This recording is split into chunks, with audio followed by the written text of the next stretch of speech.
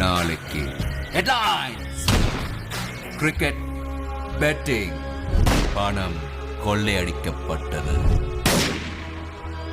கொள்ளையர்கள் பணத்தை பிரிக்கும் போது நடந்த மோதலால் ஒருவரை ஒருவர்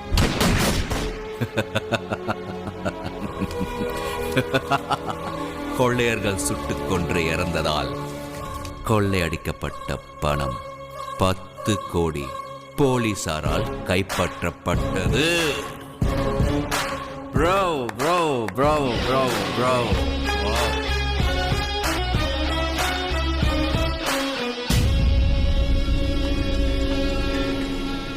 அப்போ மீதி பணம்